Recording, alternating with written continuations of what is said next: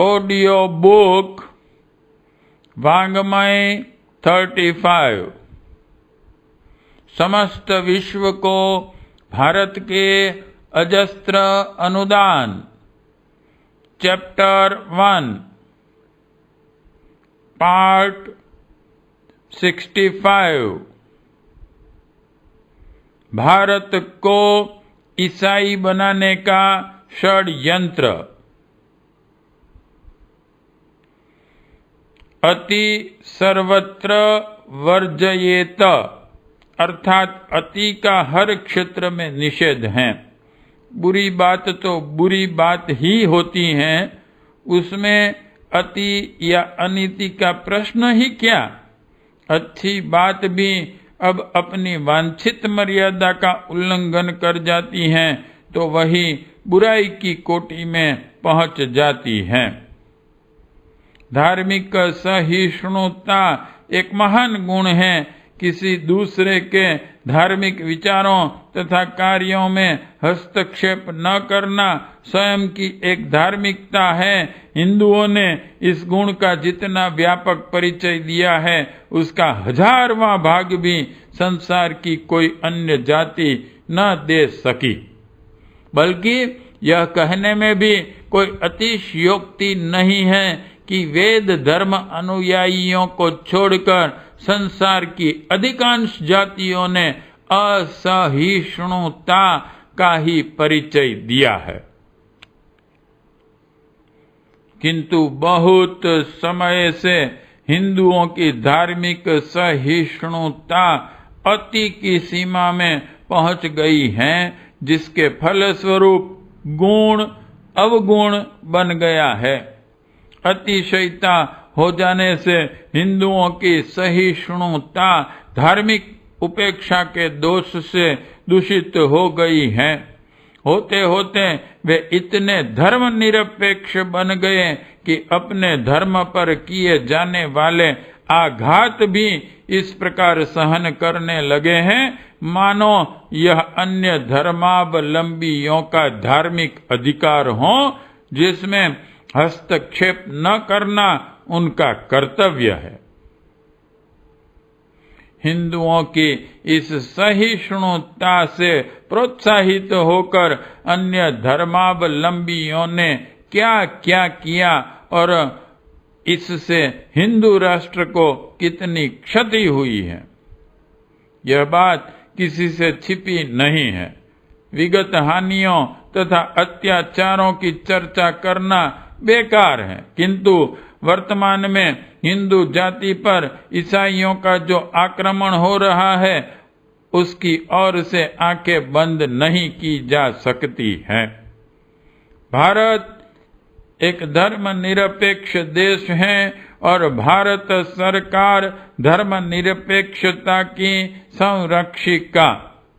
विधान की इस धारा के अनुसार भारत में सभी धर्मों को फलने फूलने और विकसित होने का अधिकार है, किंतु इसका यह आशय कदापि नहीं कि कोई एक धर्म दूसरे किसी धर्म को मिटाकर फूल फल सकता है। ईसाई पादरी भारतीय विधान की इस धारा का दुरुपयोग करके हिंदू धर्म को मिटाकर अपने ईसाई धर्म का विस्तार करने में बुरी तरह जुटे हुए हैं। भारत में पादरियों का धर्म प्रचार हिंदू धर्म को मिटाने का खुला षड्यंत्र है, जो कि एक लंबे अरसे से चला आ रहा है।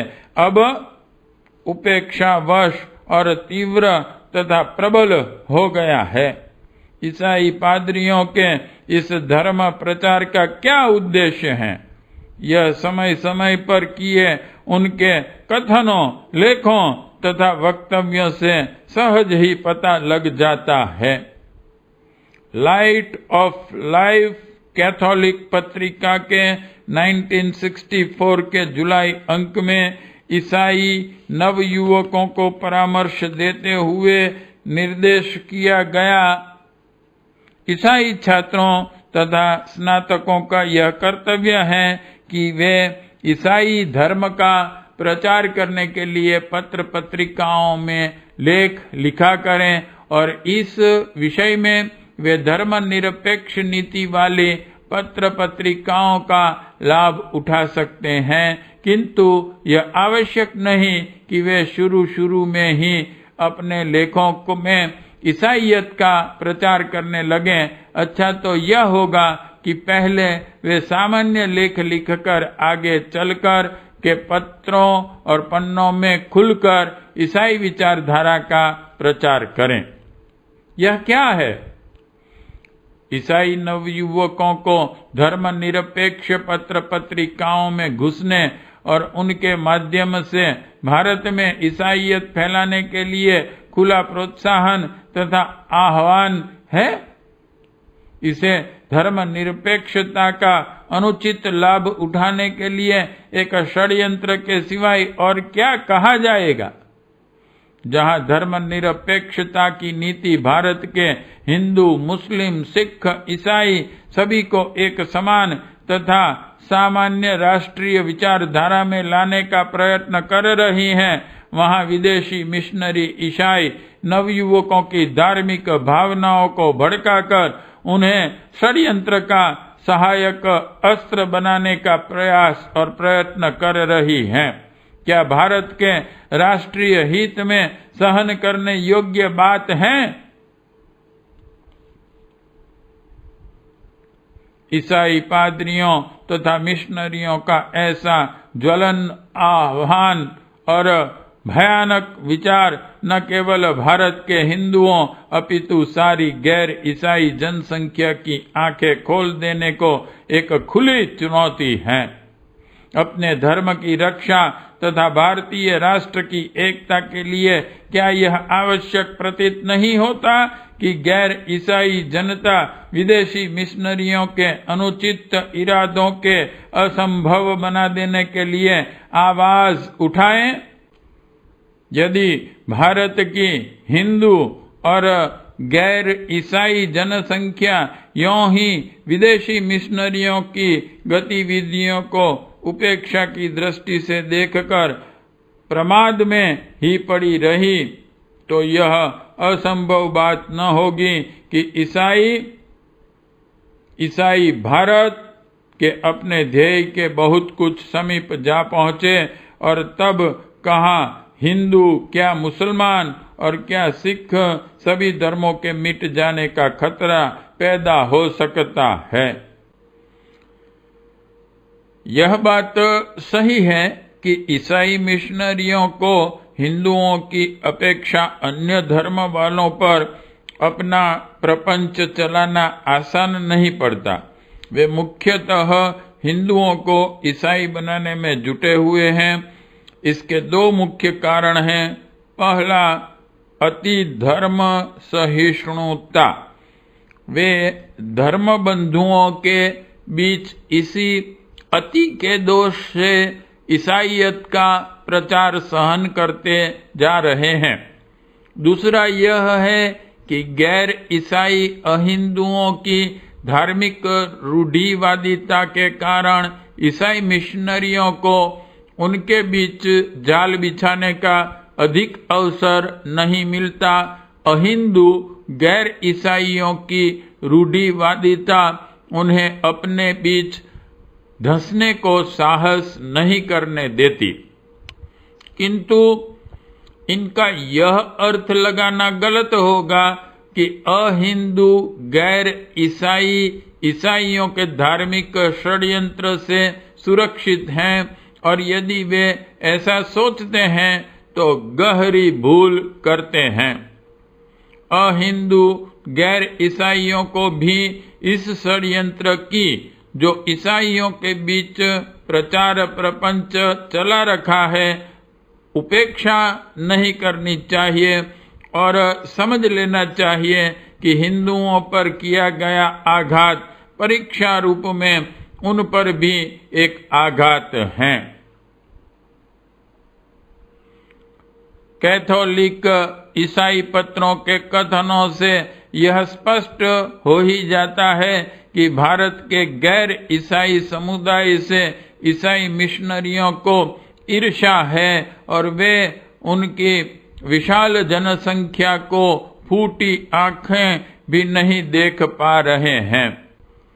वे संपूर्ण भारत के गैर ईसाइयों को ईसाई बनाकर ईसाई भारत का स्वप्न देखते हैं और उसके लिए हर उचित अनुचित उपाय करते जा रहे हैं।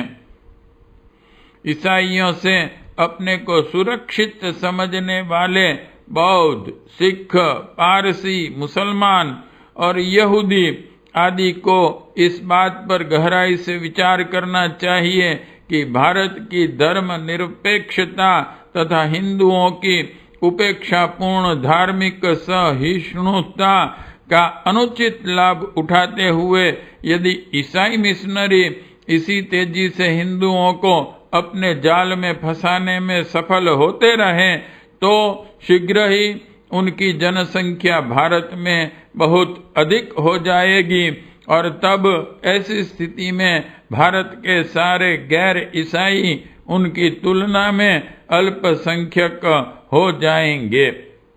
क्या ईसाइयों का यह बहुमत तब शक्ति पाकर संपूर्ण भारत को ईसाई देखने के लिए व्यग्र पोप, पादरियों तथा प्रचारकों को अल्पसंख्यक गैर ईसाइयों को अपने में आत्मसात करने के प्रपंचों के लिए साहस, अवसर तथा प्रोत्साहन नहीं देगा? इसलिए भारत की धर्मनिरपेक्ष नीति, धार्मिक सहिष्णुता तथा राष्ट्रीय स्वरूप को सुरक्षित रखने और लोकतंत्र की गरिमा बनाए रखने के लिए आवश्यक है कि भारत के सारे गैर ईसाई जनसमुदाय एक साथ होकर ईसाइयों के इस बढ़ते धार्मिक साम्राज्य को रोकने का प्रयत्न करें।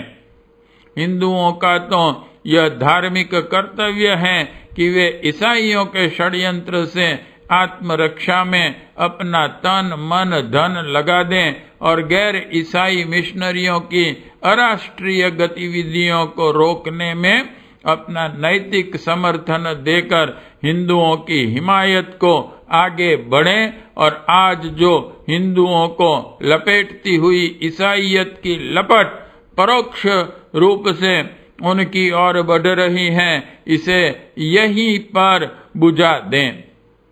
ऐसा करने से ही भारत में धर्मनिरपेक्षता, धार्मिक बंधुत्व तथा सच्चे लोकतंत्र की रक्षा हो सकेगी, अन्यथा पुनः आजादी को खतरा की संभावना हो सकती है।